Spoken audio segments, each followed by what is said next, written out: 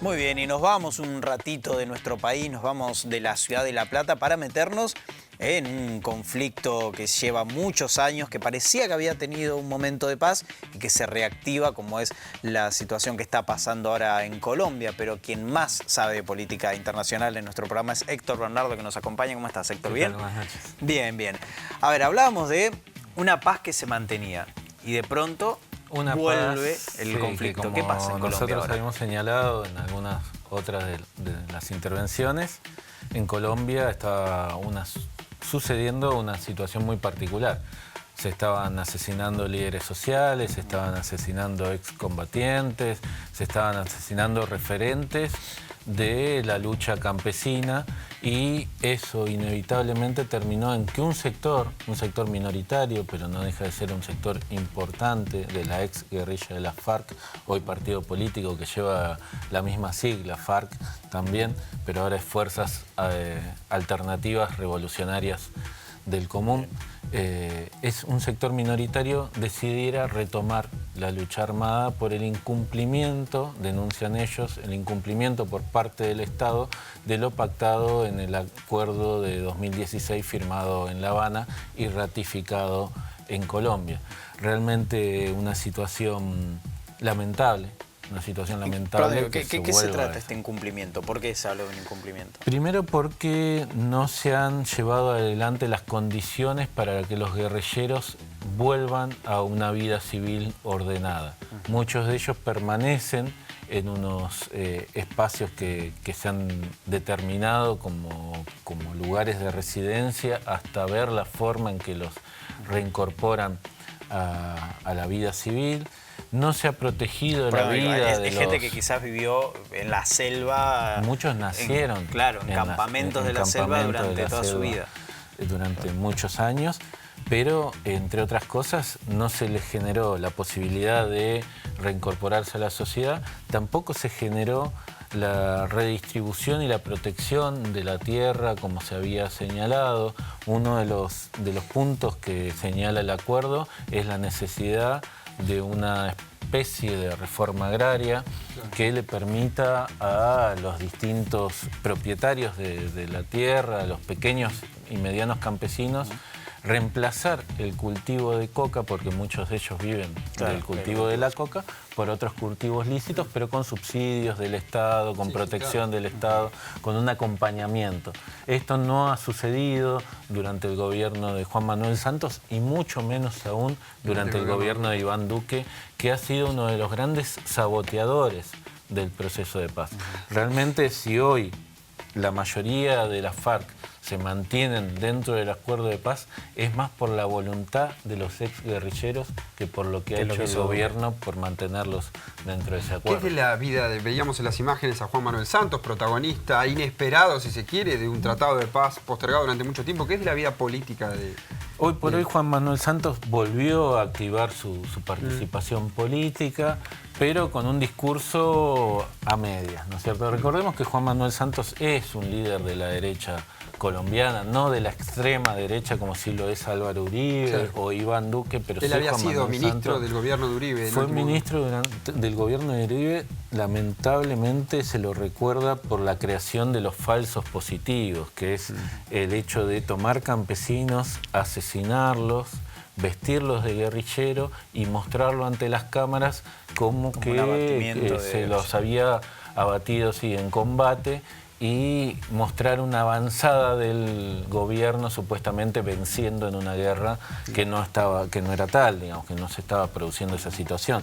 Pero se tomaba a los campesinos, se los asesinaba y se los vestía de guerrilleros. A ellos se lo conoce como falsos positivos, y eso se creó cuando Juan Manuel Santos era ministro de Defensa de Álvaro Uribe Vélez, uno de los grandes propulsores de la guerra en Colombia, y un hombre que se opuso rotundamente al acuerdo de paz firmado con la FARC y que ha dicho: los prefiero en el monte y no sentados en bancas de diputados. ¿Qué le espera a este intento o a este intento fallido de acuerdo? ¿Qué esperás vos para las próximas horas? ¿Qué imaginas que puede llegar a pasar? Hay varias posibilidades. Por un lado, hay que sostener y remarcar que el 90% de la guerrilla continúa firme en el acuerdo de paz, a pesar del incumplimiento que decíamos del Estado colombiano, de las condiciones que se plantearon en el acuerdo de paz. Se sigue firme ahí, se sigue firme en ese acuerdo. La mayoría quieren transitar una vida civil normal, quieren participar en la política desde la política tradicional y ya no desde las armas, pero el gobierno se toma de estos disidentes para decir: vieron, el acuerdo de paz falló, el acuerdo de paz no sirve, debemos derribarlo por completo y que los exguerrilleros terminen todos presos. Realmente la sociedad colombiana ha luchado mucho por estos acuerdos de paz. Gran parte de esos 8 millones de colombianos que votaron a la Colombia Humana, la votaron porque Colombia Humana proponía profundizar esos acuerdos de paz. Entonces hay una presión social muy grande para que estos acuerdos de paz continúen y para que, a pesar de que estos disidentes han decidido tomar las armas, el camino de la paz no se abandone. Muy bien. Te vas a quedar con nosotros, vamos a seguir hablando en un rato nada más de Bolsonaro, ¿no? Ya Bolsonaro. es un abonado aquí en Una nuestro mancha programa. más al tigre. Exacto. Vamos a estar hablando entonces en un ratito nada más sobre política internacional, sobre Brasil, sobre Bolsonaro. Seguimos en Nos Estamos Viendo, seguimos hablando de política internacional. ¿Y ahora qué hizo Bolsonaro? ¿Qué más puede hacer Bolsonaro? Ya no se entiende qué más puede llegar a hacer este hombre. No, pero cada vez tiene alguna jugada mágica al estilo jugador brasilero, siempre tiene en la galera y siempre la sacan. Yo siento que es como Alfredo Olmedo, ¿no? Digo, si tenemos que hacer un paralelismo acá en la Argentina, con un Alfredo Olmedo que vos decís, pues ya está más allá del bien y del mal, no, porque es una persona muy peligrosa, pero digo, Bolsonaro Bolsonaro... de uno de los países No, estaba más hablando de Alfredo grandes del Olmedo, pero, mundo. pero Bolsonaro es como una cosa así, ¿no? Como que nunca sabés con qué puede llegar a salir. Nunca sabés qué barbaridad puede llegar a decir, pero siempre se las ingenia para decir una barbaridad nueva. Ahora en un almuerzo con periodistas realizado el sábado pasado, anunció que está pensando la posibilidad de indultar a policías involucrados en masacres y señaló específicamente por una reivindicación de la mano dura, clara y lisa y sencillamente, que en Brasil lamentablemente está tomando cada vez más fuerza, está tomando cada vez más energía. En este caso, él hizo hincapié en 2 masacres concretas. La masacre de la cárcel de Carandiru, sucedida en 1992, que hay una película que la muestra muy claramente, que es recomendable para verla. Aquellos que no son impresionables, porque la película también es muy fuerte, es muy dura, más dura que otras películas como Ciudad de Dios, que también muestran realidades difíciles de Brasil.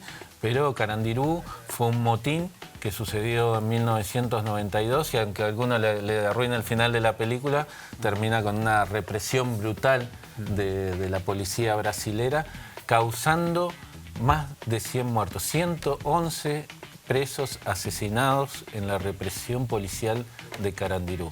A esos policías involucrados en el asesinato de los presos en esa cárcel donde se vivía en condiciones realmente inhumanas, Bolsonaro propuso indultar a esos policías. También propuso indultar a los policías involucrados en otra masacre de 1996, El Dorado 2 Carajás, un corte de ruta de campesinos que protestaban justamente por la distribución de la tierra. La policía reprimió brutalmente a esos campesinos, causando 19 muertos y 60 heridos. A esos policías involucrados en esa masacre, Bolsonaro también propuso indultarlos. Ahora, ¿la forma de establecer el indulto es por decreto presidencial o tiene que atravesar algunos mecanismos institucionales donde esa decisión se pueda rever o analizar con otros ojos? El presidente tiene la libertad de, en diciembre de cada año, proponer indultos. Esos indultos sí tienen que cumplir determinadas condiciones legales que aparentemente estarían cumpliendo estos detenidos por responsables de estas masacres. Pero siempre el Poder Legislativo, que en este caso también está en manos de Bolsonaro y también el apoyo de Bolsonaro, podría dar vuelta los indultos o anularlos, pero en este caso, no le teniendo en cuenta el equilibrio político que existe hoy por hoy en Brasil, recibiría el apoyo del Poder Legislativo. Ahora, pero en materia política, justamente, ¿cómo está el gobierno de Bolsonaro? Porque uno siempre se entera de estas noticias que tienen que ver con frases innecesarias, con una cuestión avalando, en este caso, como decías, la mano dura, pero el gobierno de Bolsonaro, ¿tiene aceptación popular? El gobierno de Bolsonaro ha perdido imagen positiva a un nivel catastrófico y casi inigualable a ningún otro presidente que lleve tan pocos meses. Recordemos que asumió en enero de este año. No lleva tanto tiempo Bolsonaro en el gobierno. Sin embargo, su gobierno ha caído, su imagen se ha derrumbado enormemente, pero justamente estas acciones, el discurso de la mano dura, que es el que lo llevó al gobierno, lo saca como carta para tratar de recuperar un poco de esa imagen que se ha derrumbado en el último tiempo, entre otras cosas por lo del Amazonas. También con lo del Amazonas, él tuvo un discurso muy duro hacia Macron, no porque piense distinto a lo que piensa Macron, que también es un neoliberal, sino para reivindicar cierto nacionalismo mentiroso, podríamos decir. Cartón, cierto nacionalismo de mascarita para tratar de justificar y levantar un poco esta imagen que viene en decadencia. Muy bien. Muchas gracias, Héctor, por habernos acompañado siempre. Gracias, claro, como siempre. Muchísimas gracias.